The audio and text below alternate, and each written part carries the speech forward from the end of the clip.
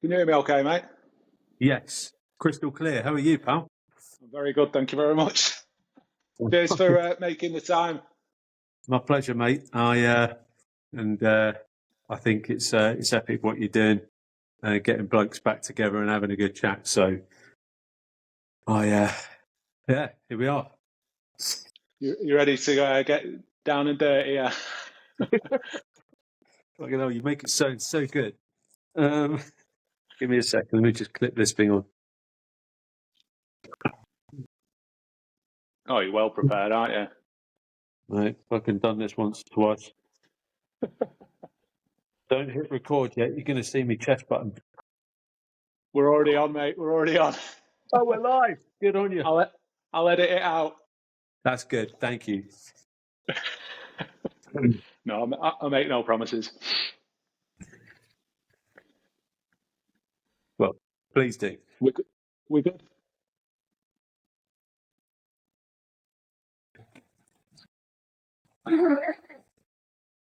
Yes. Nice. Right, let's get started then. So, welcome to the Slightly Forgotten podcast. I'm your host, Wayne Manderson. Today I'm joined by former RAF Regiment gunner and now COO and co-founder of an incredible charity, Save Warrior UK, Tom Burgess. Welcome to the show, Tom. What's your mate? How you doing? Yeah, I'm good. Thank you very much. So first things first, you kind of elaborated on a bit earlier, but you enjoying what you've seen so far at the show? Yeah, I started at the beginning and I've worked my way through to present moment. It was, what's to say? It was great to see the faces of a couple of old blokes. Well, three guys. One yourself, Stino, and Woody as well. So, yeah, there we go.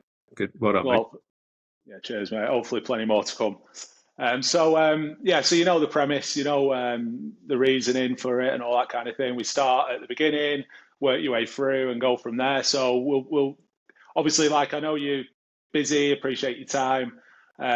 Save Warrior is a massive part of what you're doing now. We'll come on to that later and go deep into that. But let's take it back to the beginning. Tell us about yourself, where you're from, you know, childhood, all that kind of experience. Gotcha, man. Well, I'm here till 4 o'clock, so dig in deep. We're in for a big one. Right. It all started back when. I'm 41 years old, and I was born and raised in southwest London, and some would say fairly decent childhood. You know, just a normal childhood growing up. Everyone has a bit of shit going on in their life, don't they? But at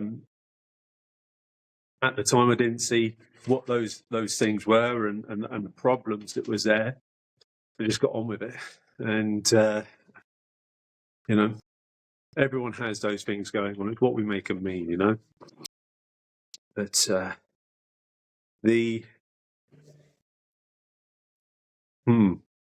when you say those things going on, what do you mean? Thanks, mate. The prompt is a good one. Just growing up in a working class family with very little cash, going on. Mum's working 3 jobs and trying to raise 2 kids. Dad's hustling, in and out of lorries on the black market, plus being a cabbie, and just trying to survival mode in life. Yeah. And they didn't know what they didn't know. I mean, I've had a conversation with parents, and they didn't plan to have kids. They were just, kids in their 20s having fun and just getting on with life and going out for beers and all that stuff in the evening. And all of a sudden, bang, Tom's coming along. Life changes, best laid plans and everything. I weren't part of it. And, I'm not special. I'm not the only person on this planet that's come along as a nice surprise, as it were. So, thankfully, my dad put a ring finger on it and did the honourable thing, dropped to a knee, and the Burgess family was born. Bravo. There we are. And then my brother came along when I was 2 years old. I remember that. weirdly. I've got such a vivid memory of like right the way back to those early years. Blessing and a curse, actually. And then, yeah, there are a few things around there I don't think I want to go into just yet. But there was this old man called Fred, my granddad, and he was in World War II, Navy. He was a frogman. He was a plasterer. He was a big character in Putney. Everyone knew Fred the plasterer, right? And I just sort of looked up to this guy as a young Tom. I was like, I want to be just like that, And whenever I was at my grandparents, it was good times. I felt safe. Me and my brother was, we were happy. We was out playing. It was a good starting, from in those bits there. But outside of that, different story.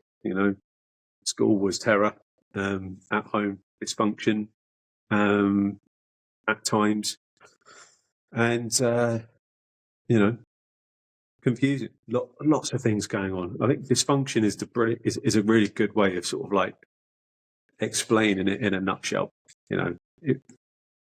Just things not quite just as it should be.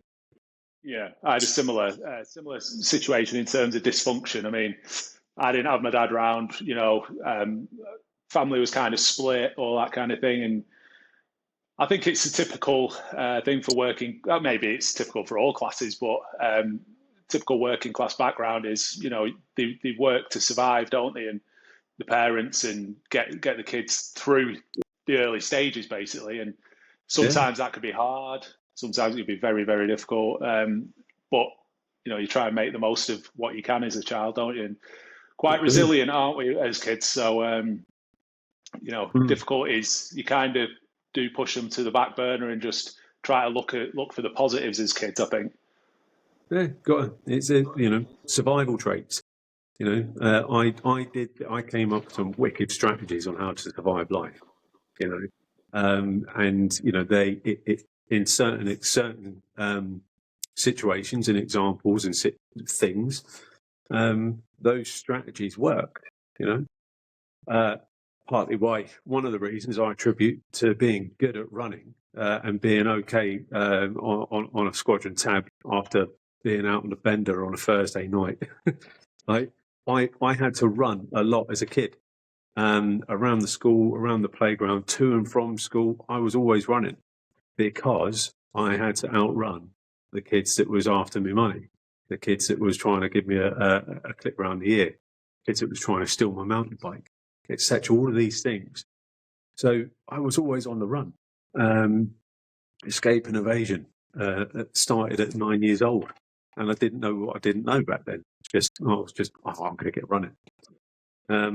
Athletics, it naturally made me good at that, and it became this thing that I really enjoyed running because it's a solo sport, and it served well for training for getting ready for joining up as well. So, like you say about the dysfunction, is that kind of what led you to wanting to join up, to kind of give you that structure and regime that you maybe never had? It's that classic Navy advert: born in Stockport and made in Navy. Right? It's not a unique thing. It's a pattern. There is a really good reason why the military recruits from those areas, right? And in that way, and hits that marketing in just that way to connect with them. And fucking hell, I am like, is this it for the rest of my life? Like, I'm going to have a bit of that. There is a reason why. And I remember the first person I told that I was going to join up, his name was George Akai. And I was at the front gates of Beverly Boys Secondary School, which no longer exists. Been knocked down and rebuilt into a different academy. And he was like, what do you want to go and do that for? Like, you'll never do that. You'll never pass that. You'll never get into that. I think it's the first time I said, watch. like, hold my beer, watch, I'm going to go do this sort of thing. And he was a good lad. I liked the bloke. We was good friends. Even he, a guy that I called friends, like, doubted me. You know, everyone thought that I wouldn't amount to much. You know, the teachers, GCSEs, is going to get predicted U's and E's and F's. All right, fuck you. I've got a couple of A's and I've got a couple of C's and I've got one A, excuse me, C's, D's and F's. And that was it for me. But I knew joining the mob was something I wanted to do from the age of 13. Was that to try and prove? I wanted to make Granddad people happy. Wrong. Yeah, I wanted to make him happy. I wanted to prove myself to him that I could do it, and prove to myself that I could fucking amount to something. And I joined up way too early. I was 18 when I started the recruitment process. 19 when I went in, right? And it took a year for all the forms and all that jazz. Feels like I'm going back in time 1,000 years, actually. I've not spoken or thought about this for a long time. And my dad, what's he saying? I said I wanted to join up. They didn't stop me, but I don't think they thought I'd go through it, you know? And my dad just, you know, he was a black cab driver in London. I was destined to become a black cab driver like my dad, like my uncle. It was a family thing, right? And I didn't fancy it. So, and I was getting set up for that as a career choice as well. Go get your driver's license. Go get your driver's license, and then you know you'll have something. I was like, I don't want to be a fucking cab driver. He took me down to the AFCO in London, the one that was near Trafalgar Square on opposite Charing Cross, not where it is now. And I walked in there, posters, interview, etc. All of this, and I was like, you know what, I feel okay with this. I was very young, you know, I was very young, and to reflect some of the wording that's come out in a previous podcast, like I was a bit immature, and I was young for my age at 19, but it absolutely blasted the roof off the ceiling of what I would have had in life if I'd have stayed at home and not gone through with it. And it's given me a lease of for all of the good and the bad and the ugly. It's given me a life that I would not have had if I'd have stayed in Worcester Park. I'd have been a checkout kid working retail or something. You know, I didn't know what I wanted to do. Nothing wrong with that job, by the way. No. I was going to add that point, but you beat me to it. So moving into basics, obviously, like you say, you know, you had all these doubters and you wanted to prove something to yourself. Now, for me, basics is not the ideal environment to kind of go into when, you know, you maybe have a little bit of self-doubt or stuff like that, because like we said about it, they try to break you down, like, and obviously build you up. But if you're having everyone telling you all the time that you can't do this, can't do that, and then you go on to this thing that you want to do and have the same kind of thing, how did you cope with that in the initial stage?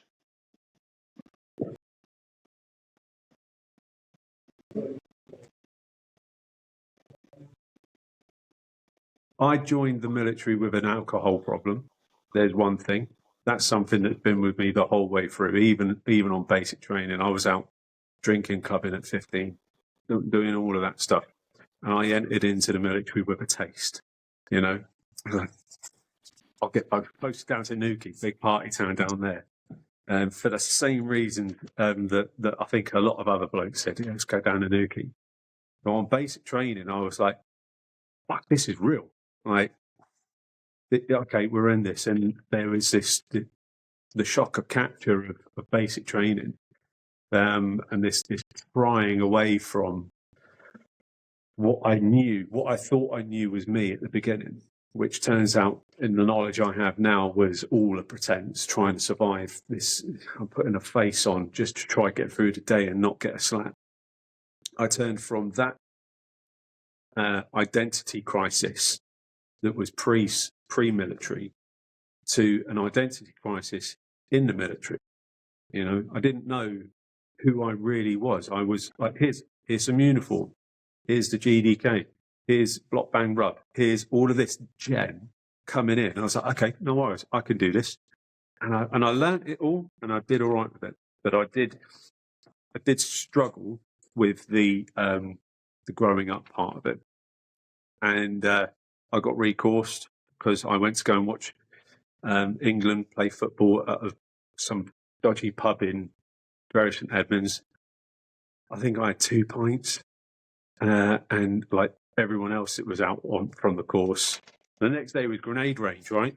And they was all levered. And I had 2 pints. And I got back to camp, went to bed, and then in the morning, there was this rumour of lads went out on the piss last night, and they went straight for me. I was like, fuck, here we go. And they went straight for me, and I got instantly recoursed. And the shame of that weighed heavy for a long time, because I didn't want to get recourse. I didn't feel like I warranted getting recourse for that. That stuck around for a while, but because I've not thought into or spoken about this quite a lot recently, it is a past life. I knew I fitted in. I knew that I had to grow into it. I think that's a way to explain it appropriately. I enjoyed it. I enjoyed the thrashing. There was nothing about it that really put me off. And for the longest time, from 13 years old, I was a space cadet. I knew that this is where I wanted to be, and I already belonged in it because I'd turned everything else that could have been a possibility off. The military is the thing. So PVRing or pulling off a basic training, that just wasn't even in my vocabulary because I knew I was going to get through it. And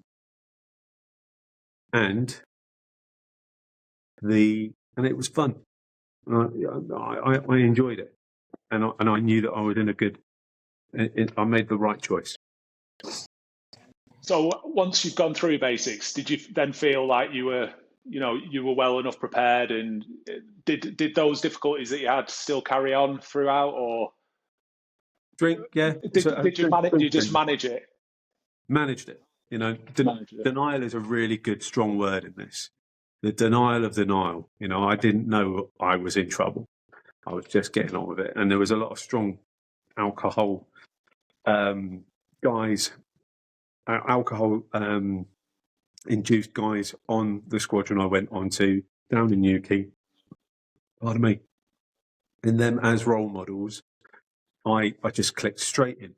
You know, it was all good, and I went out most nights on the lash down Newquay, having a good time. Didn't take soldiering very seriously in the first year or two down there. And, you know, got in trouble. You know, I was just, you know, Tom being a joker, a bit of a people pleaser, and just cutting around, just having fun. And you know what? Most young lads do when they get in. There's like, here's a little taste of money. Like, don't worry about the bills. Just live in the block. It's all good.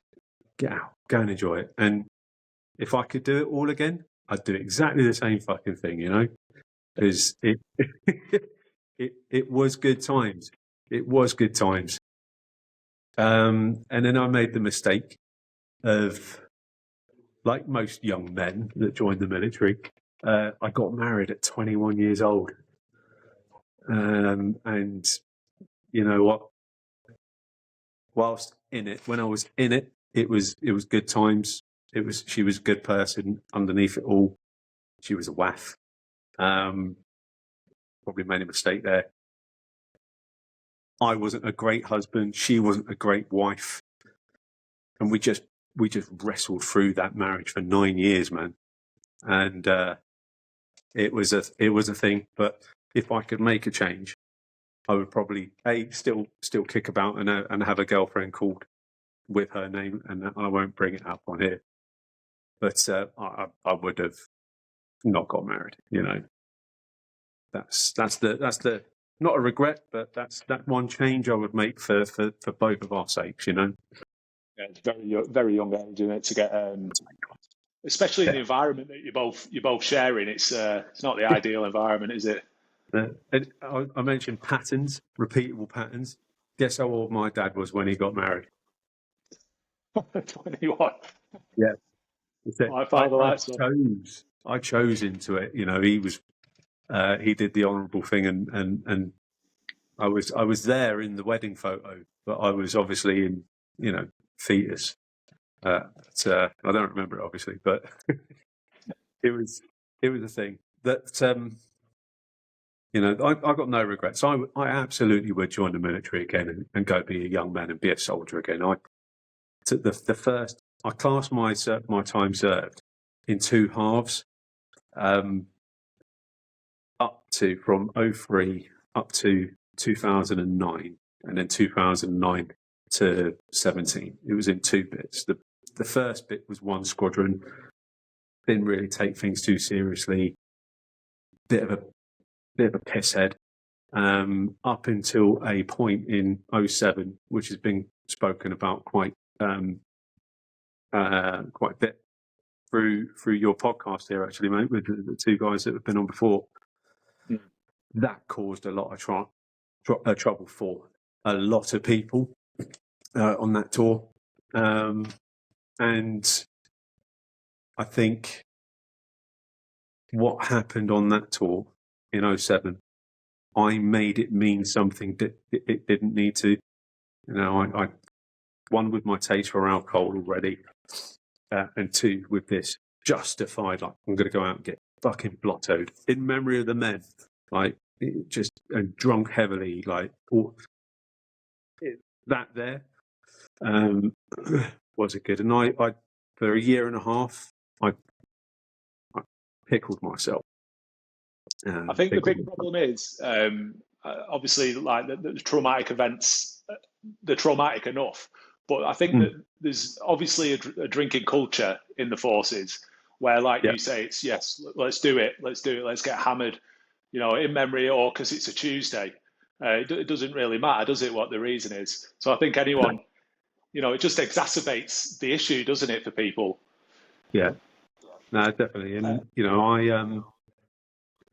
I've had to come to terms with a lot of things in recent years, and I've done a lot of personal growth, and I've looked inward, and all of those things, those uncomfortable things that have happened, my behaviours are the things that I've had to come to terms with the most, not the thing that happened. The shame I carried around my behaviour after that tour in 2007. That's what I've had to make amends with. And I just made it mean so much more than it had to. And didn't seek help, didn't ask for help.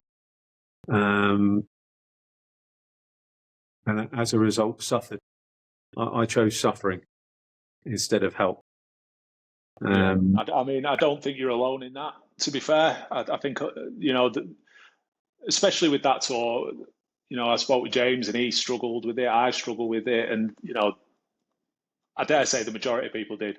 And whether it's pride, it more than likely is pride that people just didn't want to, pursue help or speak to people because it's not the thing to do in the military, is it? I don't think there was a right or wrong way of dealing with it in that scenario. I think it's perspective. Like you say, when you can look back on it, that gives you that clarity, doesn't it? Yeah, clarity is a big word. That being able to sit here now and have a conversation with you now, mate, is the more I talk about it, the more we talk, the more people talk about the thing, whatever that is, that adds clarity. Okay, that distinction about what happened, the thing. And if I can look at the thing that happened, just name it for what it was, and then not let the emotion that comes up afterwards, like tremor and cause ripples throughout the rest of the day, the week, months even, right, and cause all sorts of kick out behaviours. If I can get healthy with that and get okay with that, no, that's growth. That's getting recovery of that trauma, you know. So, but you know, every November, tricky. I always plant a cross in at Westminster Abbey with their names on it. I go down there with my dad, and you know that's the right way to do it.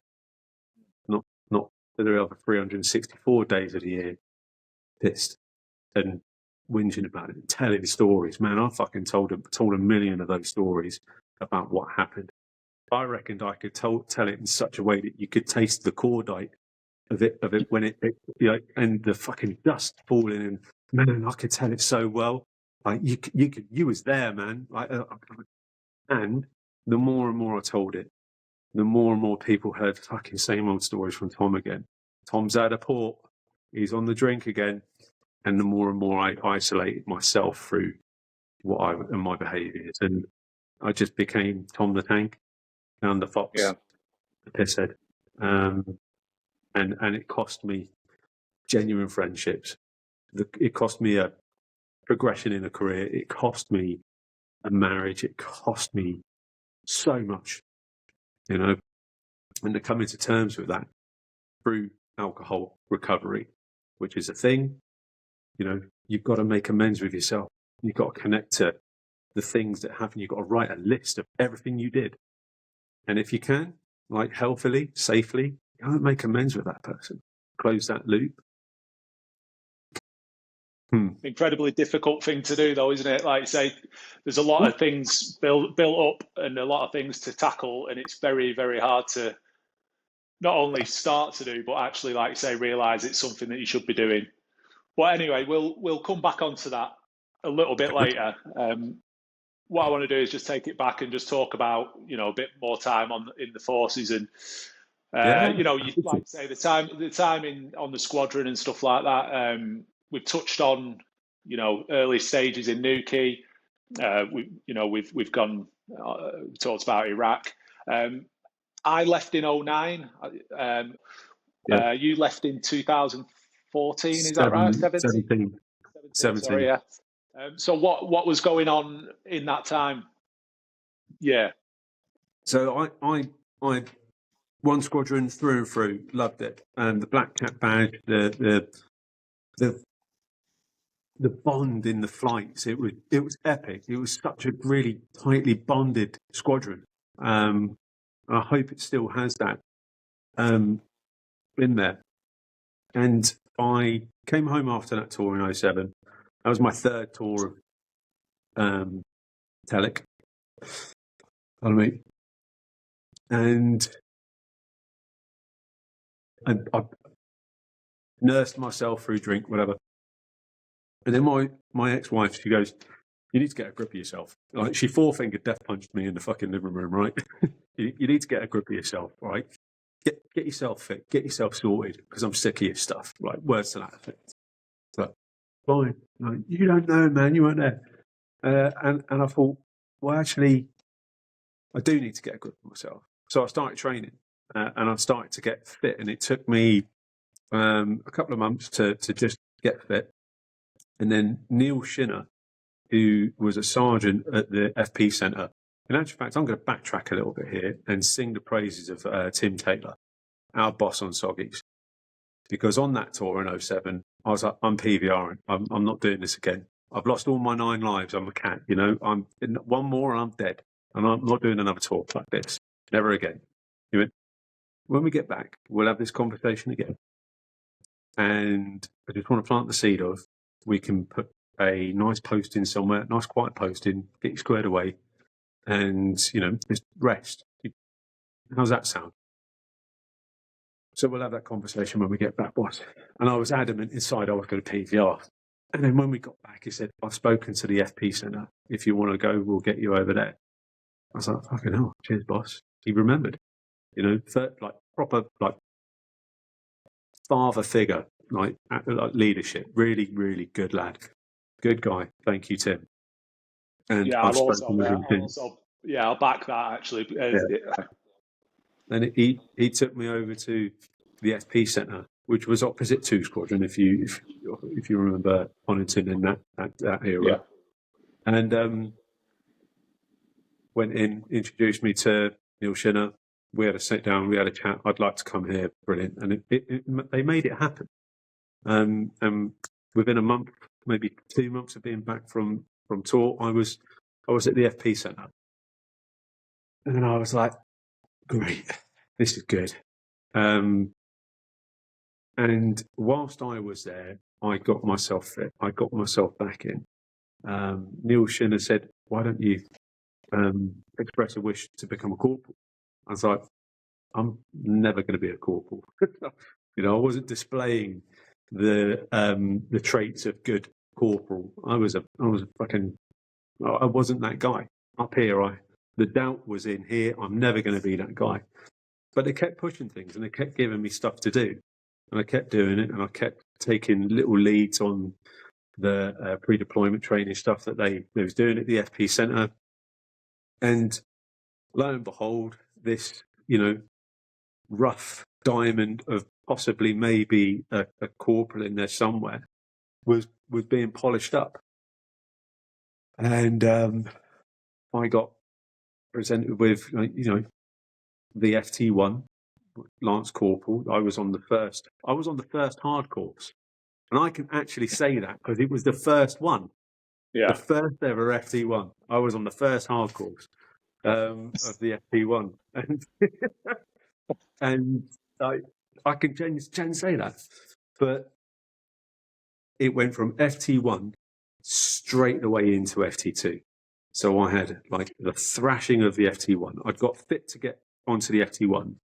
And then living in the field and doing all of that stuff, you then drop a load of weight and you get fitter and you get more condition. And then I went straight into the FT2. So I had like, however many months that is, of getting ragged around in the bush, doing all of that stuff, which was fun. And I, coming towards the end of the FT2, they said, where do you want to get posted? Where do you want to be a corporal? And a couple of weeks before that, there was a lad said, where are you going to get posted, mate? What do you want to do? What you put on your 3-6? Where do you want it? I went, I haven't really thought about it. He said, you could go 2 Squadron. I was like, really? Fucking hell. He said, no, you won't go 2 Squadron. You ain't got the balls. And it was just a link back to George Ackeye. Like, all right, watch. So I got it in my head right there and then, just to prove this fucker wrong. I think his name is Rags. I can't even remember his full name. All right, I'll prove you wrong. So when they're asking me what squadron I want, I was like, 2 Squadron, please. 2 Squadron, 2 Squadron, 2 Squadron. And all of them looked at me like, I don't fucking think you're good enough for 2 Squadron, because it's like, the winged, that's how it was. That is B, Sergeant Cunliffe. I can't remember the names of the other guys, but they're the 2 guys I remember from my FT2. And they just looked at me and said, are you sure? I went, 100%. 100%. I'm fit enough. I'm good enough. I want it. Okay, off you go. And lo and behold, I got it.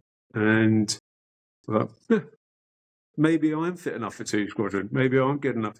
Maybe, just maybe, I am good enough for this thing. Because most of my time in 1 Squadron, I was the lager lout. I was at the middle back of the pack. I wasn't switched on. I couldn't do this. And I always remember seeing blokes getting fit for pre-para. And doing all of that stuff and doing extra tabs and packing weights. And I was like, yeah, fuck that. I don't want any of that stuff. But at that point, at that exact moment, perfect timing, I was like, of course, I could do that. I can do that. And I had no doubt in my mind I could do it. And I got to 2 Squadron, I bedded in, I did my pre-para, I was uber fit. uber fit, and it's the only course that I would love to do again. Out of all, weird. I'm a pervert for biz. I would do that course again. I loved it. No bullshit. Adults teaching adults, like, it's not teaching, but go do 3 fizzes a day. Okay, you get well fed, bit of rest, lots of stretching. Go do another thing. And I was blessed. I did all right, and I was gutted I didn't get top student in that. I really worked my bollocks off for it. I really worked hard for that. It's the only course I really, really wanted to be top dog on. But I passed, and that's the main thing. I was going to say credit for doing it anyway. It's tough enough as it is. So, plenty of pride in doing that in itself, isn't it? So, I mean, well done for that. But what do you think was that switch then in you? Because, you have these people doubting you. You have this belief or want to prove them wrong. But you've obviously gone from being, like you say, the Largo out. And where was that switch that gave you that motivation to want to do that? Was it the doubt? Was it just keep driving you forward? The genesis part of that as a thing was my ex-wife. Go get yourself sorted. But I got a taste for looking good. I got a taste for domination. I got a taste for winning. I got a taste for, all right, feeding off of the guy that was hanging out on the pack. Like, fucking hell, man. All right, come on, lad, let's get going.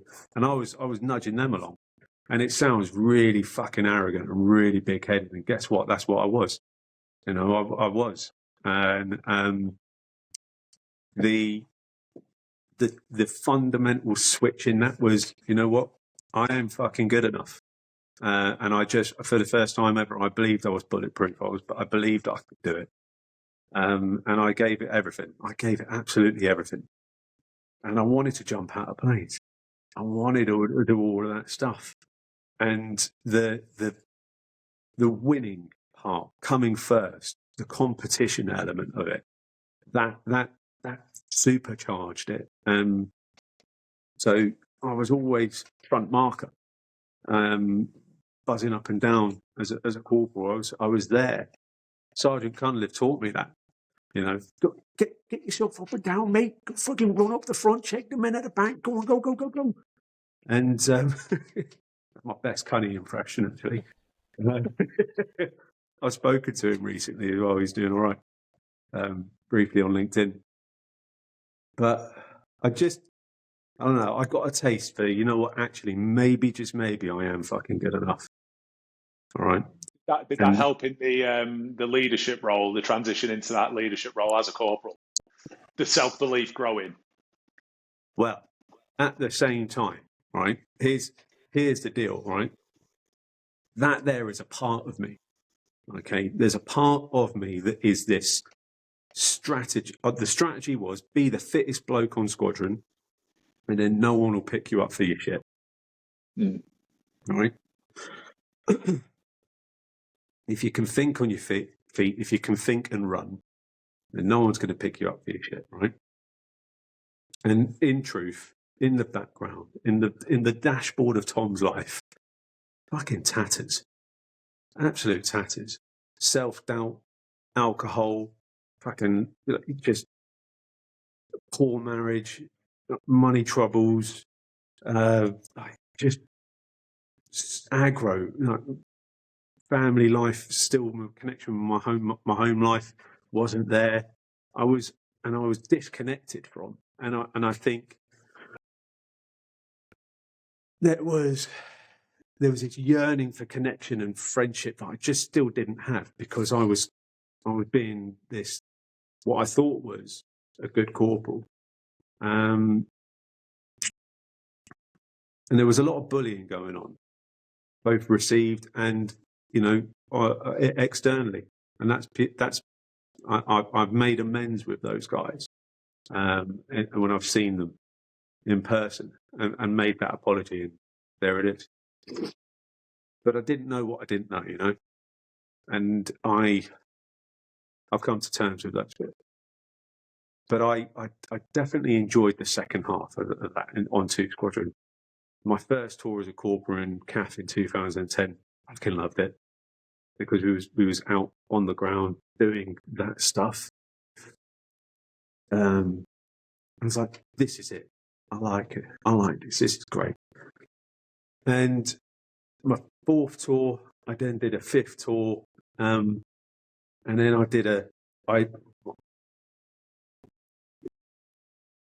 money was a concern, so I was like, I'll go and do another tour to get an ops bonus to just counteract some of these debts I've got. Gambling was a thing, the looking good aspect of it. Underneath it, I'm trying to say there was a lot of there was dysfunction in my life that I was just managing, and it accumulated with me going to my ex-wife, I don't love you, I don't want to be married to you, it's over, and I won't be in the house when you come back from Cyprus. Take the house, take the dog, take fucking everything, I'm out. I grabbed the bag and I got out there. I took my car. I should have taken the TV. That was a good TV. That's the only thing. But I moved back into the block at 32 years old, thinking, great, back with the lads again. But except I was at RF Mara, not on a field squadron, not with 100 and odd blokes that I knew lived with, exercise with, all of that. I was with a load of fucking snotty-nosed gwins and a couple of raff coppers that wanted to just fuck everyone else over. I was like, I am on my own.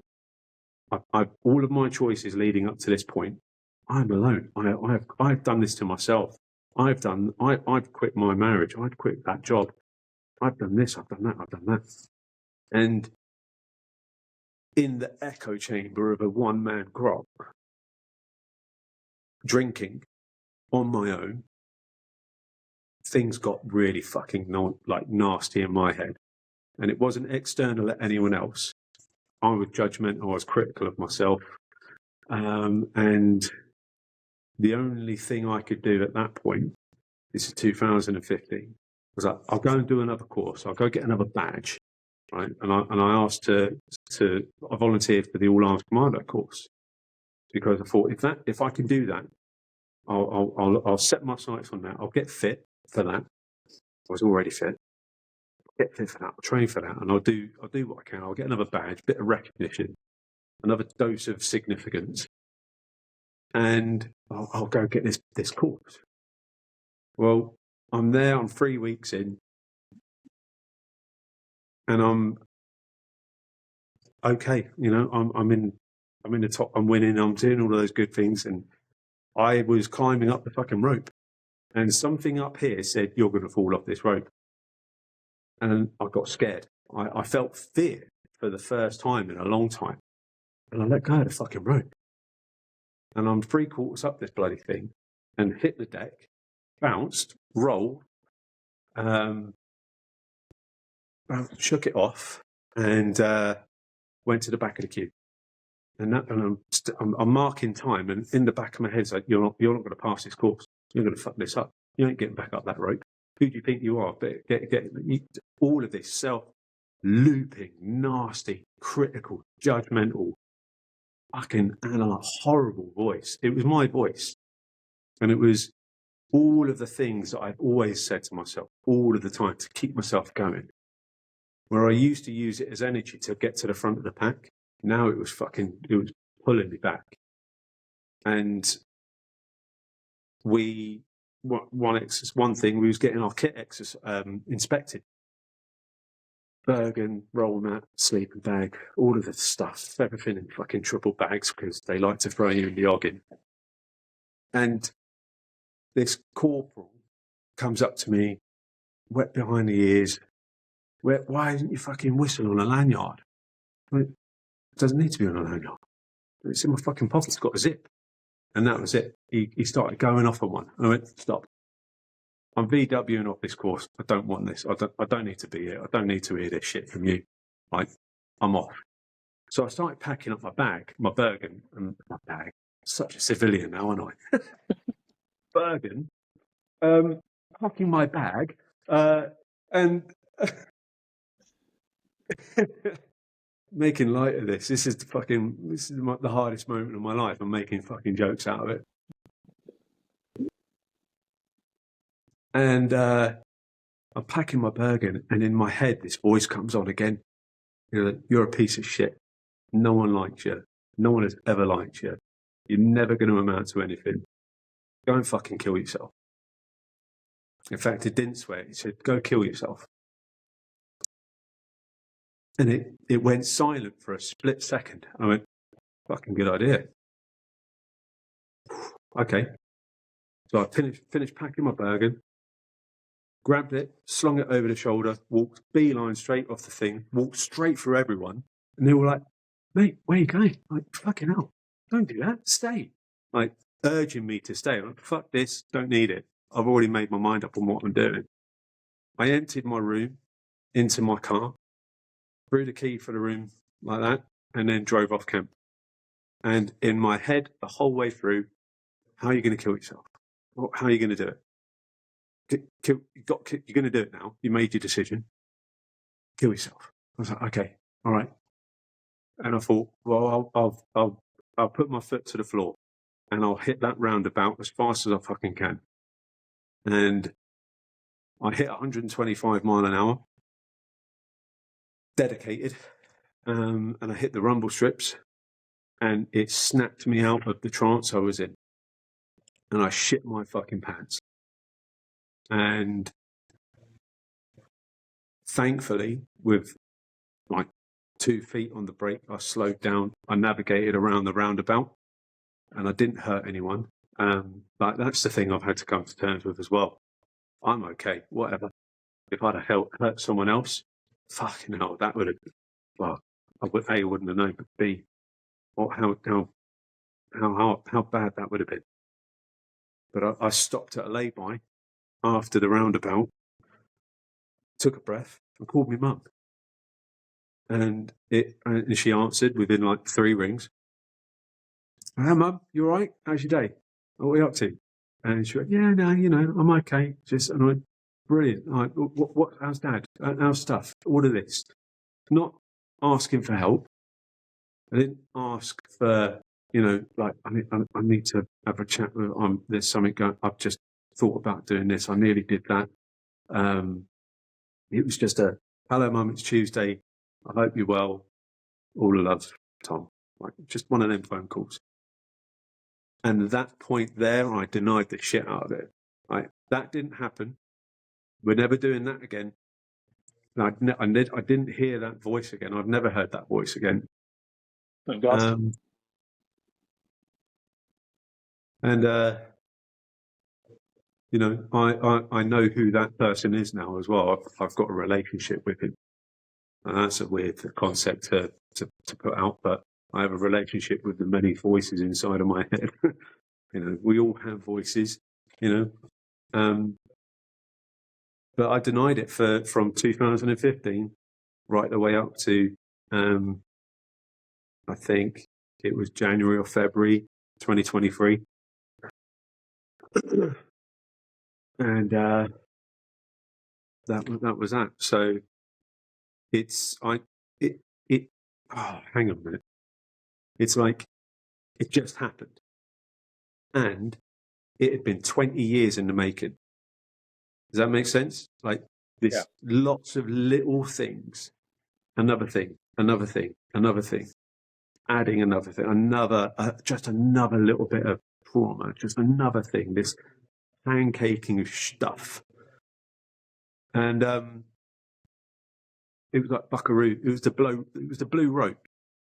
Some wet behind the ears corporal telling me I was shit. And I was like, right, I fucking believe you. I'm out. And it could have cost me everything. It could have cost me everything. So at that point, I got back to Mara. I was on free FP wing at the time. Apologised for VW. They put a lot of faith in me to go and do this all arms commando course. It's kind of a big deal, And I said, I'm not okay, and I need to be near my family. I need a posting to London. I don't care what in London. I need to be near my family right now. I'm alone on Mara. They knew I'd just gone through a divorce, and I was like, I need to move back to London. And they gave me AFCO London. I'm like, wow, what a fucking Gucci job that is. Yes. You know, like AFCO London. I'm like, all right, I had to do a bit of blues, ironing and all of that, but fuck me, what a Gucci job. And At this point, sorry, obviously, like you've kept all this to yourself at this point. Yeah. Had you had anyone you could confide in, or no. This is the thing that I was going to take to my grave. This is the thing I was going to take to my grave. The shame, the fucking shame of it. You want to kill yourself? How bloody dare you? Who do you think you are to inflict all of that pain on other people? To make, suicide, committing suicide is seen, and this is the hardest part of my job right now. It's a commitment, it's not a good thing. It doesn't get talked about. It doesn't get talked about. I mean, it's not sexy. It's not out there in mainstream. People, no, I can't look at that. No, because there's a denial of something going on, possibly. And there's not this openness to, actually, you know what? We all go through fucking shit times. We all go through that. There is always something going on. And at that time, I was like, I'm never talking about that again. And there's a friend of mine. You asked the question there, was there anyone? There was one person, okay, and he lived in America. So geographically, it was good because there wasn't that connection there face to face. I could get away with telling him a little bit and then not speak to him for another couple of weeks or months. But he emailed me a PDF from the United States Air Force about the use of psilocybin to treat PTSD. And I read it. I was like, mate, I ain't got PTSD. What do I need this for? He went, okay. Well, have another read of it and come and book some leave and come and sit with me. Come and spend a couple of weeks in America. And I had tons of leave. So I booked the leave. I booked the flights there and then. And I went over to Florida and I sat with this guy that I grew up with. I've known him, all my life. And I still talk to him now. And he'd printed the bloody PDF. And when he saw me at the airport, he said, "This is why I want you to come." And he gave me the PDF, and I was like, "I can know this again." So we did. I purged. I cleaned up my act. I ate healthily when I was there. There was no alcohol. It was all mineral.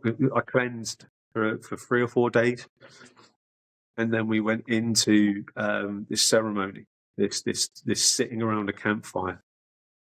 Intentionally to go into the cave of where all of my shit was and all of the things I was dealing with from the age of 0 right up to that present moment.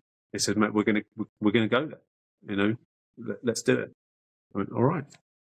And the use of that medicine helped me to unlock the chain or the padlock on my vocal cords. I could talk about things now. It helped me to get with that.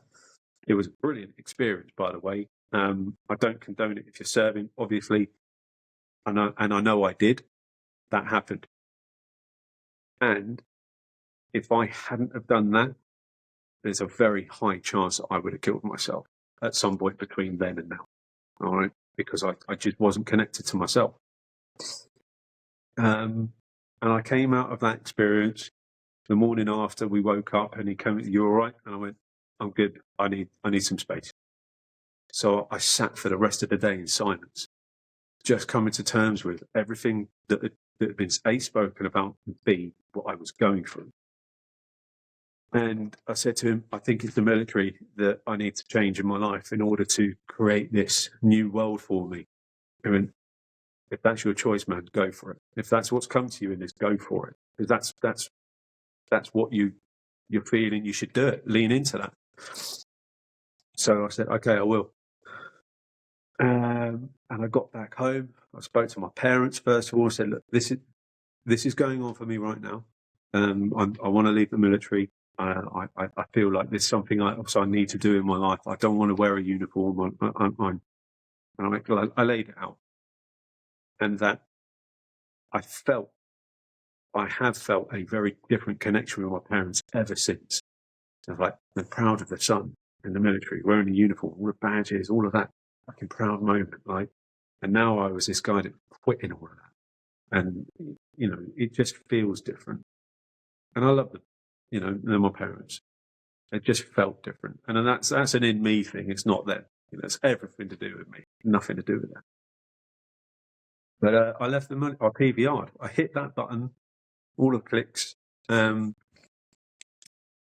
started the 12-month process to PVR. And I spoke that day to celebrate. I was going to go out on the piss. I was making the same. My best thinking was still making the same mistakes. What a guy, right?